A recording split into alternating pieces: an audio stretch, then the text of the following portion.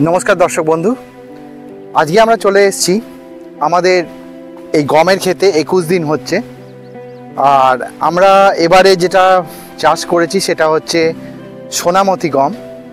তো গমের সম্বন্ধে আমরা আজকে ডিসকাস করব, প্লাস আজকে 21 দিন হচ্ছে আমরা এই জমিটায় জল দিতে যাচ্ছি। তার সঙ্গে আমরা একটা জীবাণু কালচার করেছি যাকে আমরা বলি জীবামৃত, সেই সম্বন্ধেও আমি তথ্য দিতে যাচ্ছি আজকে। সো সঙ্গে থাকুন, একসাথে আমরা দেখে নিই যে সোনামতি গম আমরা কেন করব। আর দু নম্বর কথা হচ্ছে 21 দিনে আপনারা যেমন চাপান সার দেন, সেক্ষেত্রে আমি কি ধরনের কালচার ইউজ করছি। অনেক অনেক ধন্যবাদ সাথে থাকার জন্যে। তো বন্ধুরা, প্রথমেই যেটা বলার দরকার আছে সেটা হচ্ছে যে একটু ইতিহাসে আসবো আমি। সোনামতি গম অ্যাকচুয়ালি এই গমটা সিন্ধু সভ্যতার আমল থেকে চাষ হচ্ছে। অবাক হবেন না, এই গমটা চাষ হচ্ছে ভারতবর্ষে দীর্ঘ 2000 বছর। কিন্তু এই গমটা ব্যাপক প্রচার পায় যখন পিঙ্গলওয়াড়া আশ্রম থেকে এই গমটা শ্রী শ্রী ঠাকুরের কাছে আসে। নাও কথা হচ্ছে কি যে এই গম এর মধ্যে কি আছে যে এই গমের দাম এত বেশি। প্রথম কথা হচ্ছে সোনামতি যে গমটা, এনার নাম করেছেন, কিন্তু নামকরণ করেছেন শ্রী শ্রী রবিশঙ্কর ঠাকুর। তো এবার ফিরে আসি এই গমের মধ্যে কি কি আছে, কেন আমরা এই গমটা চাষ করব। এবার দর্শক বন্ধুরা, আমরা জেনে নিই জাস্ট এই গমটার কি হেলথ বেনিফিট আছে, কেন কনজিউমাররা এই গমটাকে এত পছন্দ করে, এই গমের আঠা।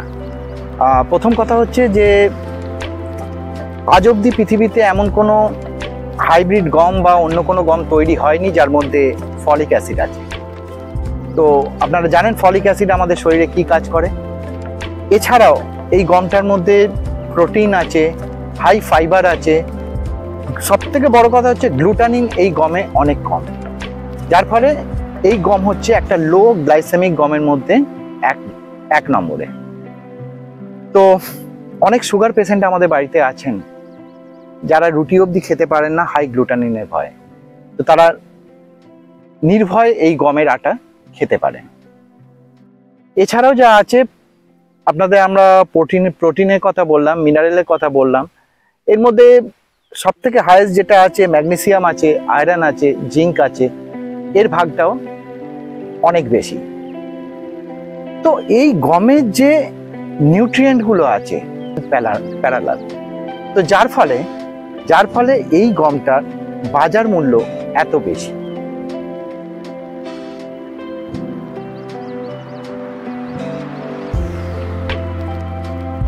তো প্রথম পর্যায়ে আমরা যে সারটা দিই প্রথম চাপানে, সেটাকে বলে ঘন জীবামৃত। ঘন জীবামৃত অ্যাকচুয়ালি জীবামৃত আর গোবরের সংমিশ্রণে তৈরি হয়। তো আজকের এই ভিডিওতে আমরা এটাও দেখে নেব যে জীবামৃত কী করে তৈরি করতে হয়। জীবামৃত তৈরি করতে যদি আমরা জানি, তাহলে আমরা ঘন জীবামৃত তৈরি করতে পারবো। তো সাথে থাকার জন্য অনেক অনেক ধন্যবাদ। তো প্রথম চাপান সারে আপনারা মনে রাখবেন 21 দিনে আমরা দিচ্ছি ঘন জীবামৃত। তার সঙ্গে আমরা যখন জল দেবো জমিতে, ফ্লাড ইরিগেশন যখন করব, তখন তার সঙ্গে জীবামৃতের ফ্লাড ইরিগেশনে প্রয়োগ করব। তো এর পরবর্তী পর্যায়ে আমরা একটু দেখে নেব যে জীবামৃত কী করে তৈরি করতে হয়। তো শুরুতেই যে বিষয়টা বলে নেওয়ার দরকার আছে বন্ধুরা, সেটা হচ্ছে জীবামৃত নিজে কোনো সার নয়। জীবামৃত নামের মধ্যেই লুকিয়ে আছে এটা কি, এটা জীবেদের জন্য অমৃত। তো কোন ধরনের জীব হচ্ছে মাটিতে যে ব্যাকটেরিয়াগুলো আমাদের আনসলেবল ফার্টিলাইজারগুলোকে ভাঙতে সাহায্য করে, তার জন্যে এটা অমৃত। তো তাদেরও পুষ্টির দরকার হয়। তো জীবামৃত সেই জিনিস যারা এই ব্যাকটেরিয়াগুলোকে অ্যালাইভ করে এবং এরা গাছের জন্যে মাটিতে যে নিউট্রিয়েন্ট আছে সেটাকে অফটেকে হেল্প করে বা নিউট্রিয়েন্টটাকে ভাঙে। এছাড়াও জীবামৃতের আরেকটা যেটা ভালো দিক সেটা হচ্ছে যে দেখুন, আজকে চাষের জমিতে আমাদের কেঁচোরা অলমোস্ট ডরমেন্সি পিরিয়ডে চলে গেছে। তো এই কেঁচোদের অ্যালাইভ করার জন্যে যারা মাটির মোটামুটি 5-10 ফুট নিচে বাস করছে এখন, যেহেতু আমরা এত কেমিক্যাল ইউজ করছি জমিতে, তো এই কেঁচোদের ডরমেন্সি পিরিয়ডটা ভেঙে বেরিয়ে আসার জন্যে এটা হেল্প করে। আর কেঁচোরা কি করে, দেশি কেঁচো তো নিউট্রিয়েন্টের সঙ্গে মাটিও খায় এবং তাদের যে বর্জ্য পদার্থ তৈরি হয় সেখান থেকে নিউট্রিয়েন্টগুলো ভেঙে সেটা গাছ গ্রহণ করে। তো আমরা প্রাকৃতিক খেতিতে জীব অমৃত প্রয়োগ আমাদের একটা পিলার। নাও কথা হচ্ছে যে জীব অমৃত আমরা তৈরি করব কি করে। আমি আপনাদের জাস্ট 200 লিটার ড্রামের জন্য যে প্রস্তুতির জন্য যে ইনগ্রেডিয়েন্টসগুলো দরকার হয় সেগুলো আমি বলে দিচ্ছি। সেটা হচ্ছে 200 লিটার ড্রামের জন্য প্রথমে আপনার লাগবে দেশি গরুর গোবর 10 কেজি, তার সঙ্গে দেশি গরুর গোমূত্র 10 লিটার্স। এছাড়াও আপনি ওর সঙ্গে মিক্স করবেন এমন কোনো জায়গাকার মাটি যেখানে দীর্ঘ 10 বছর কি 5 বছর সার পড়েনি, এরকম জায়গা আমাদের গ্রাম বাংলায় অনেক আছে। এরকম জায়গাকার মাটি। আর কি অ্যাড করবেন, আর অ্যাড করবেন 1 কেজি গুড় আর 1 কেজি বেসন। ব্যাস, আপনার জীব অমৃত তৈরি শেষ হয়ে গেল। এবার জীব অমৃত তৈরি যখন 200 লিটার ড্রামে যখন এই টোটাল ইনগ্রেডিয়েন্টসগুলোকে গুলে যখন রাখবেন, মনে রাখবেন যে এই কালচারটা আমরা 7 দিন থেকে 10 দিন বাদে ইউজ করতে পারবো। তো এই 7 থেকে 10 দিন আপনাকে এই কালচারটা প্রত্যেক দিন ক্লকওয়াইজ অ্যান্ড অ্যান্টি ক্লকওয়াইজ 10 বার করে ঘোরাতে হবে।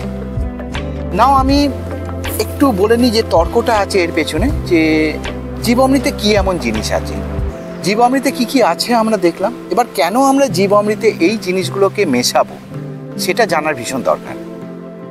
তো প্রথম কথায় আসি, গরুর গোবর। গরুর গোবরে আমরা জানি মোর দ্যান 3 crore ব্যাকটেরিয়া আছে যেগুলো বেনিফিশিয়াল, এবং অনেক ফাঙ্গাস আছে যেটা আমাদের ল্যান্ডের পক্ষে বেনিফিশিয়াল। যেমন আপনি যদি বলেন অ্যাজিটোব্যাক্টার, ব্যাকটেরিয়াস আছে, ফাঙ্গাস আছে। তো এই জিনিসগুলোকে আমাদের জমির জন্যে খুবই উপকারী। এবার এর সঙ্গে আমরা কেন গোমূত্র মেশাবো? গোমূত্র মেশানোর পেছনে যে তর্ক আছে সেটা হচ্ছে যে গোমূত্র নিজের প্রপার্টি অনুযায়ী এটা অ্যান্টিফাঙ্গাল এবং এর মধ্যে প্রচুর মাইক্রোনিউট্রিয়েন্ট আছে এবং মাইক্রোবস আছে। তো আমরা দেখুন জীবাণু কালচারে একটা তো গোবর থেকে জীবাণু নিচ্ছি, আর একটা নিচ্ছি কোথা থেকে? গোমূত্র থেকে। এছাড়াও যেখানে দেখবেন যে কোনো জায়গায় সার পড়ে না, অথচ দেখবেন পুকুর পাড় বা এই ধরনের জায়গায় প্রচুর গাছ সবুজ থাকে, তো এর মাটিতে না একটা আলাদা রকম ব্যাকটেরিয়াস থাকে। তো ওই ব্যাকটেরিয়াসটাকেও আমরা, ব্যাকটেরিয়াস বলুন, মাইক্রোবস বলুন, ফাঙ্গাস বলুন, এগুলোকে আমরা গোবরের সঙ্গে অ্যাড করছি। তো আমরা ব্যাকটেরিয়া, ফাঙ্গাস আর যে নিউট্রিয়েন্ট এগুলো কোন জায়গা থেকে পাচ্ছি? এক হচ্ছে আমরা পাচ্ছি গোমূত্র থেকে, গোবর থেকে, এবং যে মাটিটা আমরা নিয়েছি সেখান থেকে। নাও এই ব্যাকটেরিয়াটাকে তো মাল্টিপ্লাই হতে হবে। মাল্টিপ্লাই কে করছে? মাল্টিপ্লাই করছে গুড়। তো গুড় এটাকে মাল্টিপ্লাই করছে, এবং ডেলি বেসিস যে 7 দিন ধরে আমি যে কথাটা বলছিলাম যে 7 দিন ধরে এটাকে ক্লকওয়াইজ অ্যান্ড অ্যান্টি ক্লকওয়াইজ 10 বার করে ঘোরাতে হবে। এটা কেন হয়? ব্যাকটেরিয়াজেরও অক্সিজেন দরকার হয়। তো আমরা যখন এটাকে যখন কোনো লাঠি দিয়ে যখন ক্লকওয়াইজ অ্যান্ড অ্যান্টি ক্লকওয়াইজ ঘোরাতে আরম্ভ করি, তো এতে কি হয়? অক্সিজেন সাপ্লাই হয়, যার ফলে এই ব্যাকটেরিয়াগুলো খুব সুন্দর কলোনি তৈরি করে একটা। এরপরে কথা হচ্ছে তাহলে আমরা বেসন বা ছাতু কেন দেবো? দেখুন, যে কোনো কার্য যখন তৈরি করতে হয়, যে কোনো কাজ যে কোনো প্রাণী পৃথিবীর যখন করে, তখন তার একটা প্রোটিন দরকার হয়। তো এই প্রোটিন বা খাবার যাই বলেন না কেন, সেটা যোগায় বেসন অথবা ছাতু টাইপের। জীবামৃত করার সময় শুধু একটা জিনিস আপনাকে মনে রাখতে হবে, যে আমরা যেন কোনো তেল জাতীয় ফসলের ছাতু যেন না ইউজ করি। তো বন্ধুরা, আজকের মতো এইটুকুই। দেখা হবে পরবর্তী কোনো ভিডিওতে। ততক্ষণের জন্যে ভালো থাকবেন, সুস্থ থাকবেন। জয় জওয়ান, জয় কিষান।